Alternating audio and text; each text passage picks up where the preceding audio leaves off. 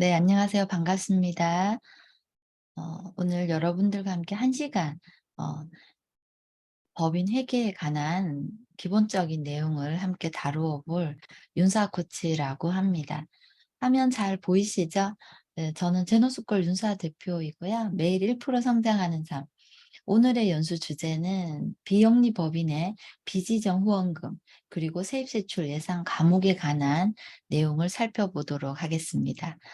음, 여러분들이 만나는 사람, 그리고 여러분들이 만나는 읽는, 보는, 듣는 콘텐츠, 그것이 앞으로 여러분들의 5년 뒤에 성장할, 여러분들이 나아갈 무기이자 내비게이션이라고 생각을 해요. 그래서 오늘 법인 회계 부분이 조금 딱딱하고 이렇게 재미가 있는 주제는 아니지만, 우리 이 비영리 법인의 그 회계 업무를 하시는 모든 분들이 앞으로 성장하는 그런 디딤돌이 되는 연수가 되었으면 저도 되게 보람이 있을 것 같습니다. 혹시 저에게 개인적으로 이 법인 회계나 비영리 법인의 운영에 있어서 궁금하신 분들은 카톡에서 윤사의 재테크라고 검색하면 이렇게 한 1,300명 있는 그 채널이 나옵니다. 여기에 채널을 추가하셔 가지고요. 여기 1:1 대화창을 남겨 주시면 제가 혹은 저희 직원이 질문에 응대를 해 드릴 겁니다. 이 연수를 마치고 혹시 추가로 궁금하신 점들은 이제 카톡에서 검색해서 질의를 충분히 하실 수 있도록 제가 어 우리 연수 강의 준비하신 분께도 말씀을 드리도록 하겠습니다. 오늘은 크게 비지정 후원금과 비영리 법인 세입세출 예상 감목 이렇게만 다뤄보도록 하겠습니다.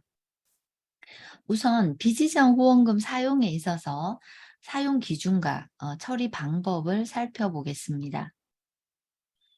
비지정 후원금의 사용 기준으로 후원자가 사용 용도를 지정하지 않은 비지정 후원금은 법인 운영비 및 시설 운영비로 사용하되 간접비로 사용하는 비율이 50%는 초과할 수가 없습니다. 간접비 사용 비율 50%라는 것은 당해년도 후원금 수입 금액이 아닌 지출 금액을 기준으로 합니다. 다만 간접비 중에서도요, 업무 추진비, 법인 회계 전출금, 부채 상환금, 잡지출, 예비비 등으로는 사용이 금지되어 있고요. 업무 추진비 중 후원금 모집 등을 위한 운영비, 회의비는 당해년도 비지정 후원금 지출 금액의 15% 범위 내에서만 사용이 가능합니다. 자산 취득비로 사용하는 것은 비지정 후원금의 사용에서 원칙으로는 금지되어 있지만 토지 건물을 제외하고 시설 운영에 필요한 집기, 장비 등은 비지정 후원금으로 구입이 가능합니다. 시설비라 함은 건물이 노후되었거나 혹은 정원 대비 협소한 공간 등을 이유로 시설을 입소하거나 시설을 이용하는 이 이용자들의 불편을 해소하기 위해서 시설을 증축하거나 개축이 필요하다고 인정되는 경우가 있다면 이것은 관할 주무관청에 사전 승인을 받아서 사용 가능하고요. 이때 공문으로 금액 및 사용 용도를 미리 사전 승인을 우선으로 하고 있습니다. 비지정 후원금의 사용 기준에서 또 많이 이제 오류가 발생하는 부분이 어떤 부분이냐면 인건비에 관한 건데요. 비지정 후원금은요, 인건비 사용은 가능합니다. 다만 후원금으로 직원 수당을 지급하는 경우에 근로기준법 또는 사회복지시설 종사자 가이드라인에서 정하고 있는 수당, 즉 명절휴가비, 시간의 근무, 가족수당 이런 것들 혹은 사회복지 업무 수당 과 지방자치단체에서 별도로 정하고 있는 수당에 한하여 편성 지급해야 하는 것을 원칙으로 하는데 이때 사회복지 업무 수당은 사회복지 공무원에게 지급되는 수당 이상을 초과할 수 없고 전체 비지정 후원금의 50% 한도 내에서만 수당 지급이 가능하다는 원칙을 꼭 지켜주셔야 합니다. 다만 개별 사회복지 법인 및 사회복지시설에서는 지방자치단체와 협의하여 수당 항목을 추가로 정할 수가 있습니다. 비지정 후원금의 사용 기준에 있어 사회복지 업무수당이란 종사자 처우 개선을 특수 업무수당, 직무수당, 종사자 장려수당, 또 종사자 복지수당 등이 있고요. 종사자 처우 개선 관련 수당을 이미 지급하고 있다면 시도나 시군구의 그 기존 지급 방침대로 운영하시면 되겠습니다. 분기별 정산 원칙에서 전 분기에서 수령한 비지정 후원금의 50% 이내에서 현 분기에 사회복지 업무수당 지급이 가능하고 필요시 지자체와 협의해서 조정도 가능합니다.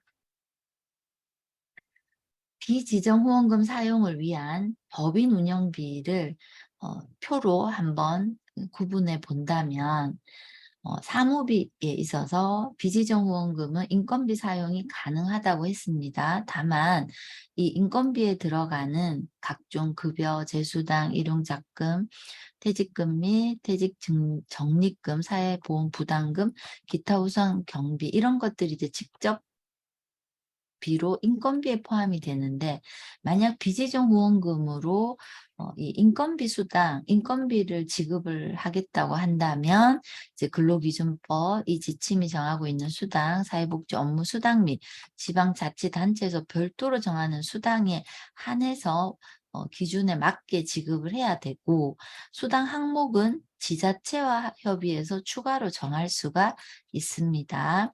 자, 업무 추진비로 비지정 후원금을 쓸 수 있나요? 라고 질문을 또 많이 하시는데요. 원칙적으로 비지정 후원금을 업무 추진비로 쓰는 것은 사용이 불가합니다. 다만 15% 이내에서 후원금 모집을 위한 회의비, 운영비로는 사용이 가능하다. 그러니까 기본 원칙과 예외 규정을 둘 다 체크하시고 여기에서 지급할 수 있는 비율이 있기 때문에 그 한도 내에서 쓰시면 되겠습니다. 그리고 운영비의 직접비로는요. 공공요금, 차량 연료, 여비, 수용비, 수수료, 제세 공과금이 있고요. 간접비로서는요. 기타 운영비가 있습니다. 비지정 후원금을 어디에 또 쓸 수 있냐면 여기 재산 조성비에서 시설비, 네, 시설비에서 증개축이 필요하다고 인증되는 경우에는 관할 주무관청의 사전 승인을 받아서 사용 가능하고 자산 취득비에서는요. 토지나 건물은 제외하고 시설 운영에 필요한 집기, 장비 이런 것들은 구입이 가능합니다. 일반 사업비로 쓸 수 있나요? 라는 질문도 많이 들어오는데요. 비지정 후원금은 수익 사업의 사업비로는 당연히 사용이 불가합니다. 그리고 비지정 후원금을 사용할 수 없는 사용 불가인 영역이 이런 상환금, 부채 상환금 있죠. 원금이나 이자 갚는 거, 그리고 잡지출, 그다음에 예비비, 기타 반환금 이런 것들을 지출할 때는 비지정 후원금을 사용할 수 없습니다. 그래서 요 강의안과 자료를 보시고 혹시 업무하시다가 좀 혼란이 있거나 그럴 때는 이 자료를 계속 체크하시면서 업무를 하시는 면 도움이 되실 것 같고요. 비지정 후원금 사용에 있어서 사업비, 운영비, 예, 그리고 또 사용 불가인 영역들을 다시 한번 짚어드리면요. 전출금, 그다음에 상환금, 잡지출, 예비비, 반환금, 기타, 그다음에 운영 충당 적립금, 환경 개선 준비금, 시설 환경 개선 준비금 이런 데에는 비지정 후원금 사용할 수 없습니다. 네, 그래서 원칙적으로 안 되는 부분 그리고 원칙은 안 되지만 어떤 부분은 몇 프로까지 된다. 이런 예외 규정까지 꼭 체크해 주시면 도움이 되실 것 같고요. 비지정 후원금에 있어서 많은 분들이 이제 들어오는 질문과 많이 틀리는 부분을 몇 가지 짚어드리면 후원금은 예산의 편성 및 확정 절차에 따라 세입세출 예산에 편성하여 사용해야 하고 적립과 이월을 하지 않고 해당 회계 연도 내에서 집행하는 것이 원칙입니다. 만약 후원금을 이월하거나 타 회계로 전출할 경우 그 세입이 후원금이라는 것을요 반드시 명시해야 하고요. 이월 전출된 후원금은 후원금 관리 기준에 따라 사용을 해야 합니다. 이 사용 기준은 앞에서 제가 이제 기준과 표로 설명을 드렸습니다. 비지정 후원금 사용의 부적정 사례, 이제 적발된 사례를 이제 좀 정리해 보면요. 당해년도 후원금은 당연히 당해년도 집행 완료가 원칙인데 간혹 이 비영리 법인에서 후원금을 이월하는 경우가 있어요. 근데 이때 만약 50% 정도를 집행하지 않고 이월했다면 이것은 부적정 사례로 판단을 합니다. 왜냐하면 후원 사업을 적극적으로 이행하지 않았다고 해석을 하고 이것은 후원금 관리에 있어서도 소홀했다고 보기 때문에 부적정으로 판단을 합니다. 그리고 후원금과 자부담 통장은요 반드시 분리해서 관리를 해야 되는데 미분리해 가지고 이렇게 한 통장에다가 섞어서 쓰는 비영리 법인도 종종 있어요. 이런 경우도요 부적정으로 적발된 사례입니다. 또 비지정 후원금의 부적정으로 적발된 사례를 보면요. 법인의 대표이사나 시설의장 후원금을 받은 때에는 각각의 법인 그리고 시설별로 후원금 전용 계좌를 사용해야 하는데 이 지출에 있어서 후원금 전용 계좌를 사용하여 지출하여야 함에도 불구하고 시설자 부담과 후원금 간 회계를 명확하게 구분짓지 않고 계좌를 섞어서 그냥 한 통장에서 쓴다라든지 이럴 경우에도요 부적정으로 적발된 사례들입니다. 그래서 시설 같은 경우에도요 일부 법인 후원금에 대해 법인의 대표이사의 개인 명의 통장을 후원금 관리로 사용했다면 이것도 부적절 사용이기 때문에 혹여나 이런 사례가 있다면 반드시 전용 계좌를 개설하셔서 23년도부터는 그렇게 운영을 하시고요. 자, 비지정 후원금 사용에 있어서 몇 가지 유의점을 살펴보면 법인과 시설은요 각각의 후원금 전용 계좌를 사용하여 지출하고 후원금 관리 기준 앞에서 설명드린 그 기준에 맞게 사용하는 것을 원칙으로 합니다. 지금 후원금 세입 예산 과목 설정의 부적정 사례인데요. 뭐가 잘못됐는지 한번 찾아보시겠습니까? 지금 이 2018년에서 19년 회계 연도에 28회의 후원을 받았고요. 총 840만 원의 후원금 수입이 들어왔는데 지금 항목에 보시면요. 이거를 어 그 시정 후원금으로 지금 처리가 됐어요.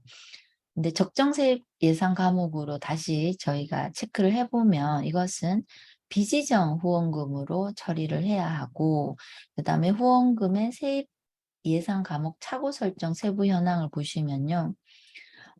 지금 지정 용도 세출 과목을 구체적으로 명시하지 않았습니다. 그죠? 요런 것도 적발 사례입니다. 그래서 이건 어떻게 처리해야 되냐면 이 복지관이에요. 비영리법인 시설에 이 친구 이 복지관에서는 세출 예산 과목으로 상세하게 명시하여 후원하지 않은 후원금 총 28회 840만 원에 대한 것을 비지정 후원금으로 세입 처리하고 집행하여야 함에도 지정 후원금으로 세입 처리하고 집행한 것이 이제 적발 사례가 되고요. 조치 사항으로 저희가 이제 관련 규정에 따라 후원금을 지정 후원금과 비지정 후원금으로 구분하여 세입 처리하시고 향후 유사 사례가 발생하지 않도록 이제 그 업무에 철저히 하시라고 이제 조치를 내린 바가 있습니다. 그리고 관련 규정에 보시면요. 사회복지사업법 제45조 후원금의 관리에 따르면 아무런 대가 없이 무상으로 받은 금품이나 그 밖의 자산에 대해서는요. 후원금으로 명시하도록 되어 있어요. 그런데 사회복지법인 및 사회복지시설 재무회계규칙 제10조 예산의 편성 및 결정 절차 사망 제1호에 시설회계 예산은 다음의 표에 의한 예산 과목 구분에 따라 편성하도록 되어 있습니다.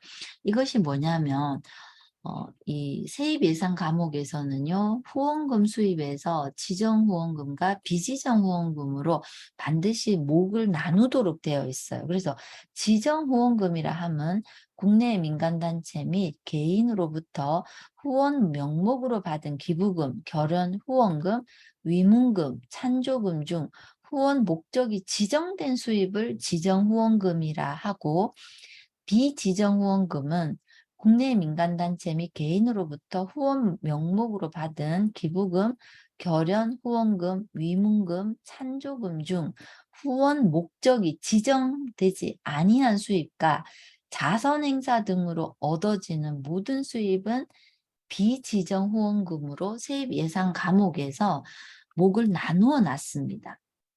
그리고 시설회계 세출 예산 과목을 보시면요. 만약 이제 사업비로 만약 지출한다고 봤을 때 반드시 이 내역에 구체적으로 이용자에게 이 시설에서 이용자에게 제공하는 사업을 성격별이나 유형별로 구분하여 목으로 설정하고, 그러니까 뭐 땡땡 사업비라고 목으로 구체화하고는 이 세부 내역도 자세하게 쓰도록 되어 있어요. 그래서 이 사회복지시설 관리 안내에 따르면 지정 후원금은 기탁서의 지정 용도가 사회복지법이 및 사회복지시설 재무회계 규칙 별표 6에 세출, 목 수준으로 상세하게 명시하도록 되어 있습니다. 그리고 이 내역 수준의 구체적인 용도가 반드시 지정이 되어야 되는데, 그냥 법인시설 운영 이런 등과 같이 좀 모호하게 구체적이지 않게 내역을 만약에 이제 이렇게 처리를 했다면 이것은 지정 용도로 볼 수 없다고 해석을 합니다. 이런 점을 유의해서 처리하시고요. 두 번째, 비영리 법인의 세입, 세출, 예산 과목을 살펴보도록 하겠습니다. 여러분들이 이제 한가 목 수준으로 이제 자세하게 하고, 그다음에 이제 세부 내역, 요 관계를 좀 잘 이해를 하실 필요가 있고요. 법인에게 세입 예산 과목 구분입니다. 예.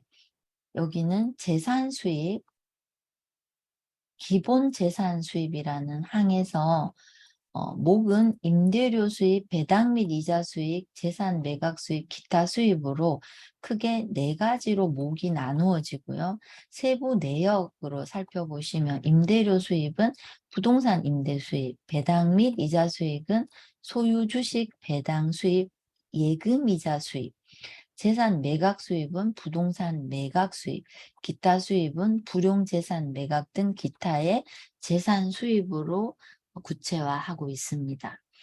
자산 출연은요, 자산 출연 수입에서 수익 사업 자산 출연 수입과 고유 목적 사업 자산 출연 수입으로 목을 나누고 있는데, 고유 목적 사업으로부터 수익 사업으로서의 자산 출연 수입을 수익 사업 자산 출연 수입으로 보고, 수익 사업으로부터 고유 목적 사업으로의 자산 출연 수입을 고유 목적 사업 자산 출연 수입으로 보고 있습니다.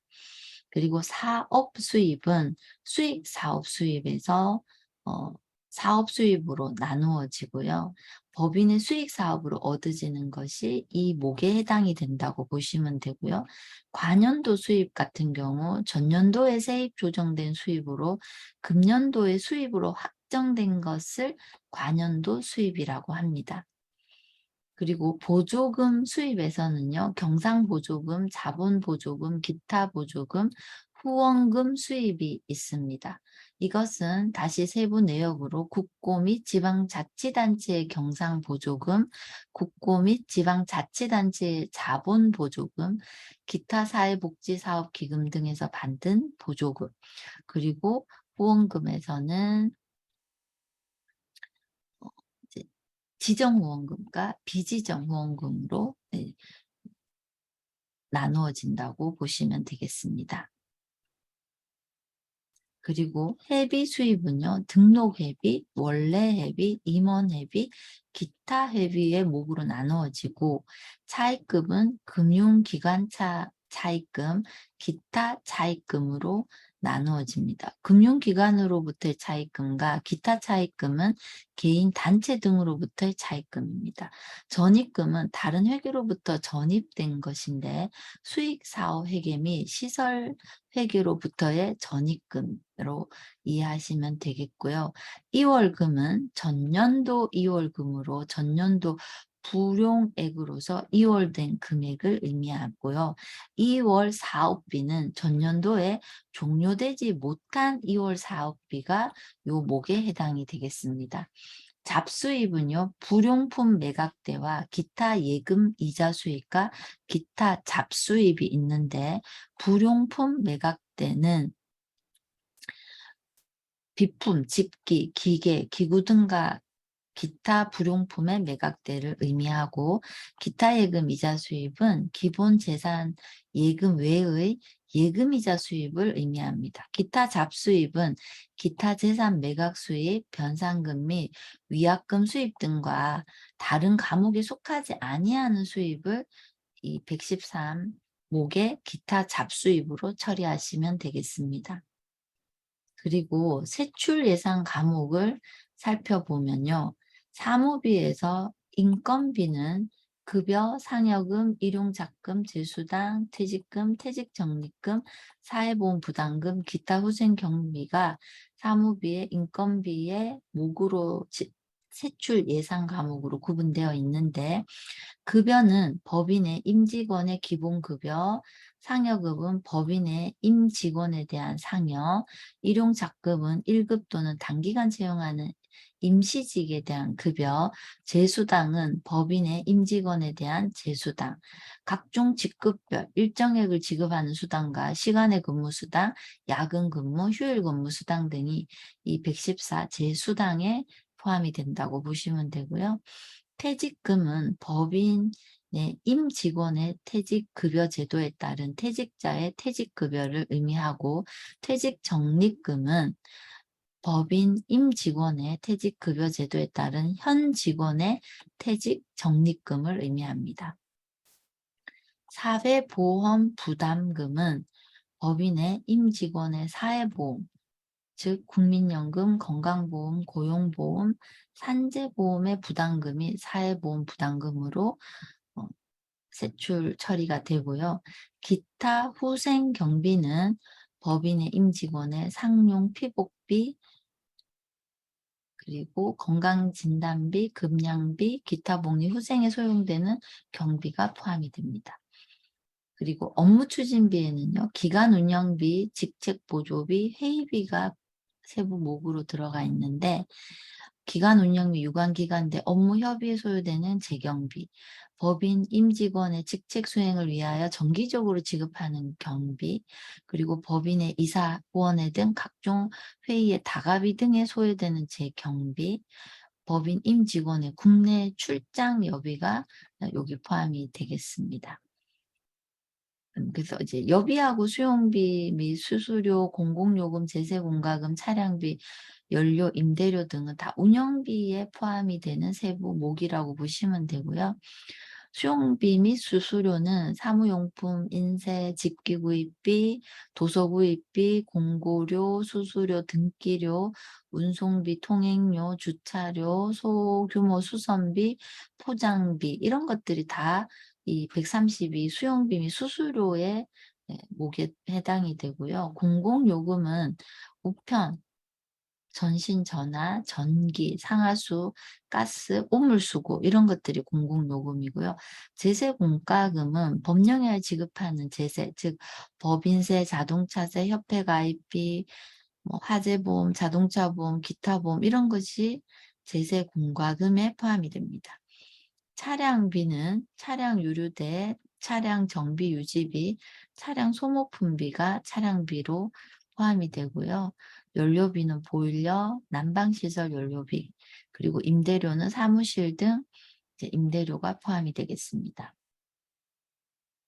그리고 재산조정비에서는요, 시설비로 시설비, 자산취득비, 시설장비, 유지비가 있는데, 시설비라 함은 시설 신축, 증축, 부대 경비, 기타 시설비가 포함이 되고요. 자산취득비는 법인 운영에 필요한 비품을 구입하거나 토지, 건물, 기타 자산을 취득하는 데 들어가는 것이 자산취득비입니다.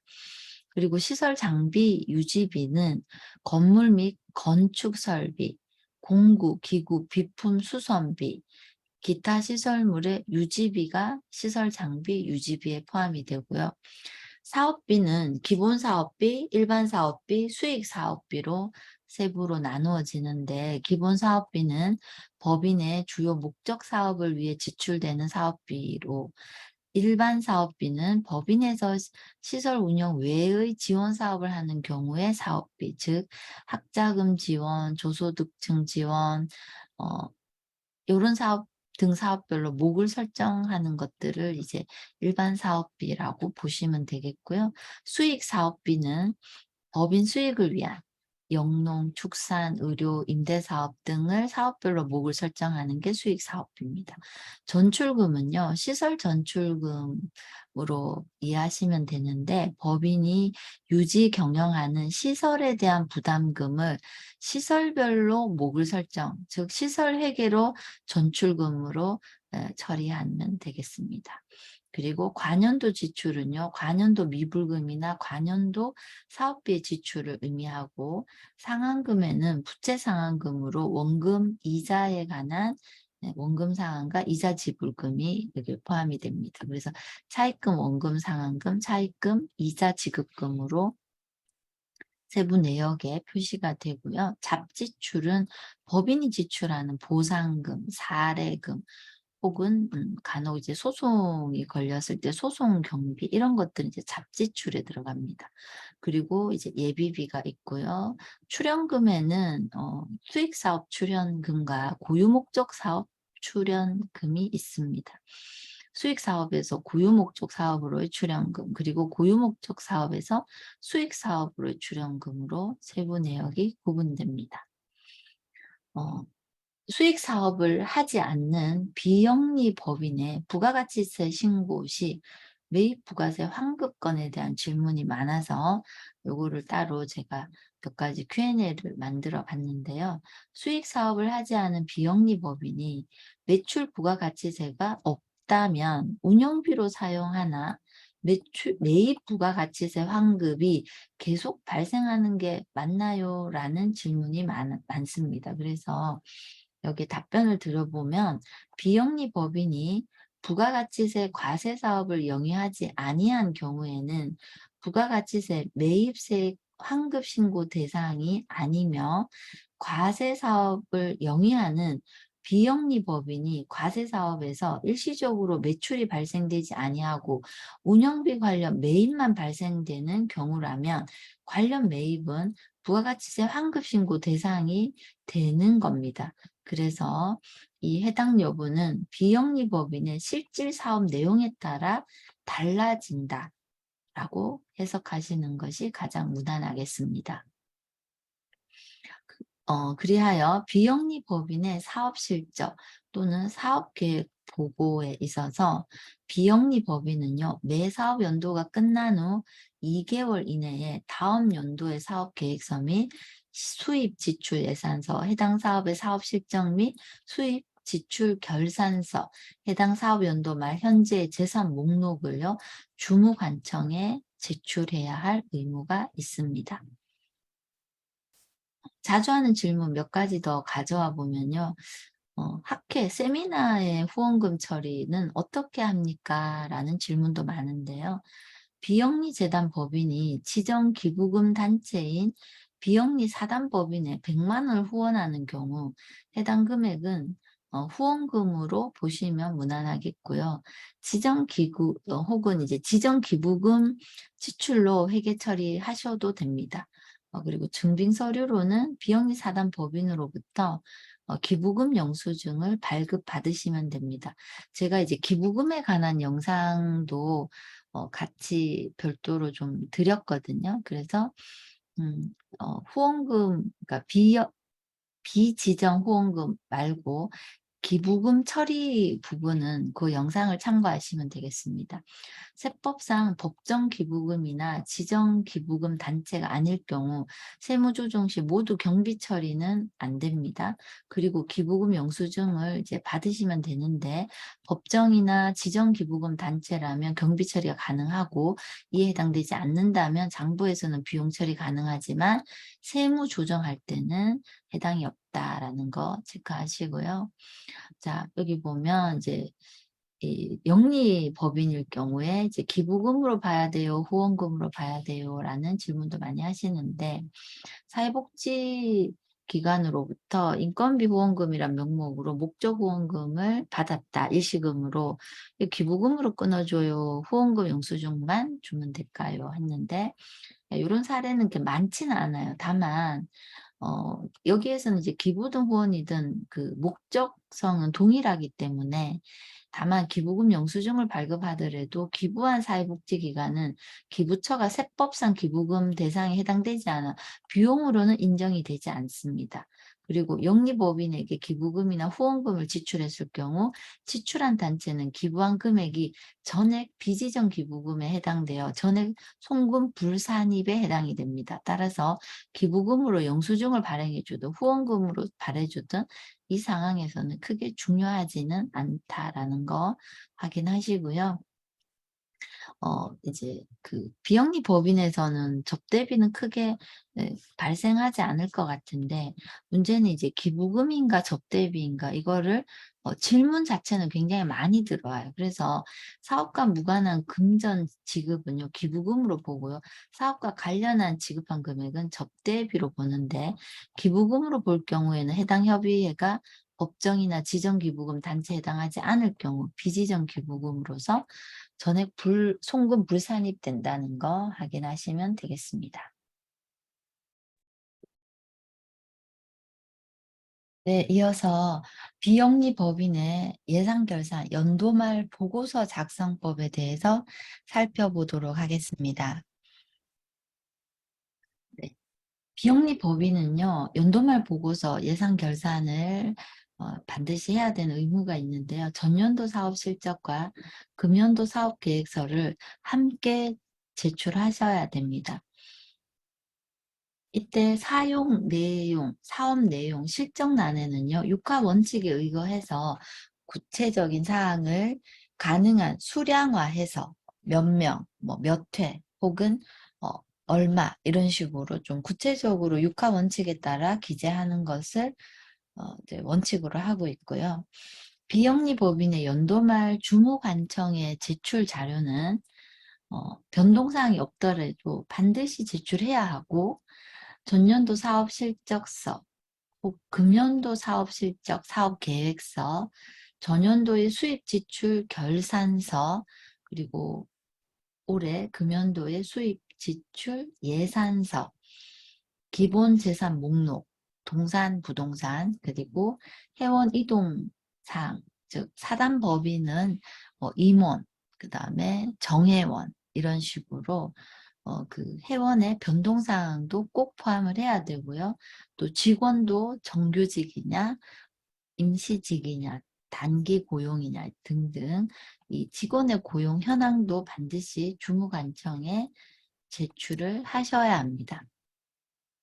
그래서 이제 요 수입 지출 결산서를 많이 어려워하시는데 이때 세입 예산 산출 근거에는 예를 들어서 회원회비 10,000원, 임원진 찬조금 10,000원, 외국 보조금 10,000원 하고 이제 외국 원조 시에는 외국 보조금 시에는 그 해당 국가의 그 뭐 1달러, 2달러 이런 그 원 금액도 함께 기록을 하게 되어 있습니다. 그래서 수입, 세입부와 지출, 세출부를 할 때 예상 과목은 반드시 관, 항, 목 제가 앞부분에서 그 세입, 세출 그 과목 설명할 때 말씀을 드렸잖아요. 그래서 관, 항, 목에 맞게 세부화 시켜야 되고요. 증감, 내역, 그다음에 산출 근거도 구체적으로 수량화해서 기재를 하셔야 됩니다. 그래서 수지 결산서 및 수지 예산서 기재 요령은요. 세입 결산액과 세출 결산액의 총액은 당연히 동일하여야 합니다. 만약 세입이 세출보다 초과할 경우에는요. 예산 과목란에 2월금 계정을 설정하여 차액을 처리하셔야 됩니다. 그리고 세입 세출 결산 시 초과하는 차액은 반드시 익년도 사업 예산에 전기 2월 계정을 설정하여 처리하여야 하고요. 증감은 숫자로 표시하셔야 됩니다. 그리고 세입부의 예산 결산 중 예산 과목에는요. 세입원을 기재하고 과목별로 세분화하여 작성하되 세입 예산 산출 근거란에는 이렇게 신도헌금 뭐 만원, 외국 보조금 만원, 1달러 이런 식으로 본국의 원래 그 금액 표시도 함께 기재하도록 되어 있습니다. 그래서 증감은 이렇게 숫자화해서 이제 얼마나 올랐고 얼마 내려갔는지 증감 표시를 하시고요. 그리고 예산 과목의 관항목, 그다음에 산출 근거까지 정리하셔야겠습니다. 그래서 전년도 수입 지출 결산서를 보시면요.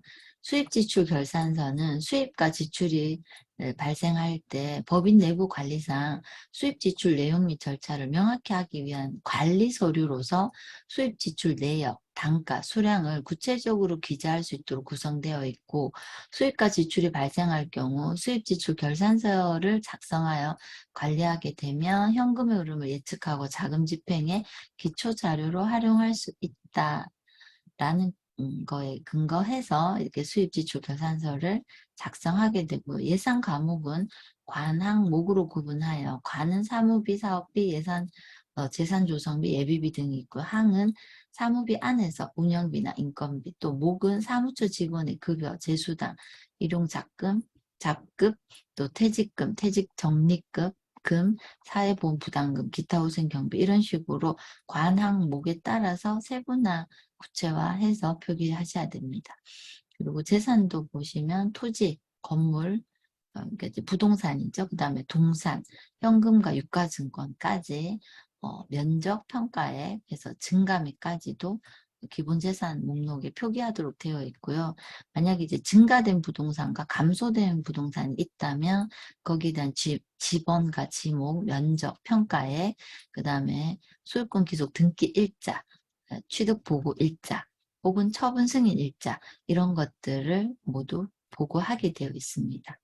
그래서 증가된 동산이라 함 혹은 감소된 동산이라 할 때 어떻게 이 재원을 마련했는지 그리고 취득보고 일자, 처분 승인 일자 취득은 이제 등기라든지 혹은 명의 혹은 취득했을 당시에 날짜와 그런 뭐 유가증권이면 이제 증권 문서 번호라든지 그리고 감소된 부동산이라면 처분했으니까 뭐 팔았을 거 아니에요. 그러면 이제 그 처분 승인된 그 날짜 이런 문서 번호를 기재하게 되어 있습니다.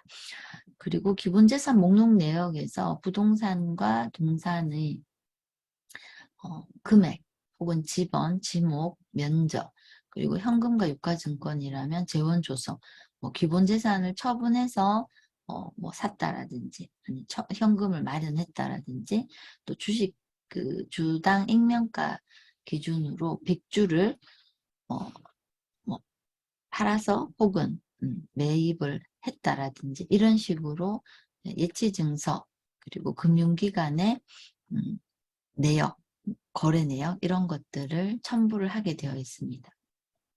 그리고 사단법인은요. 회원 이동사항을 정회원, 준회원 혹은 뭐 기타 회원이나 임원들이 있다면 회원 이동사항을 모두 포함해서 증감 표시해서 이 보고 서류에 함께 제출하셔야 되고요.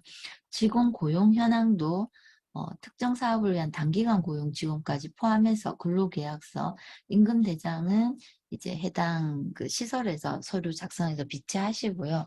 상금, 비상금, 고용기간, 담당 업무 등 이런 그 고용되신 분들의 인적사항도 함께 제출하게 되어 있습니다. 그리고 해당 금년도에 고용 계획이 있다면 여기 보고서에도 함께 포함하게 되어 있고요.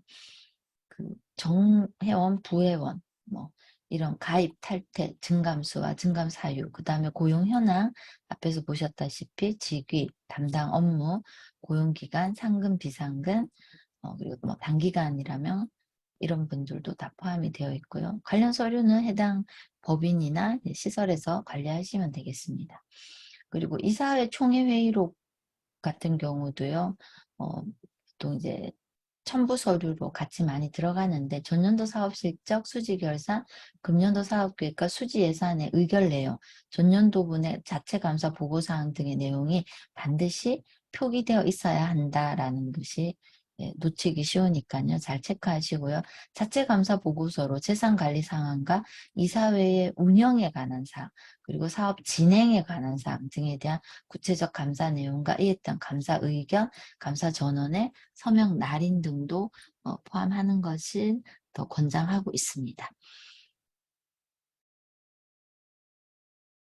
네, 짧은 시간이었지만 비영리법인의 세입세출 항목과 비정기 그 후원금, 그리고 예산 결산 보고서를 작성할 때 꼭 좀 체크해야 될 부분들을 함께 다뤄봤습니다.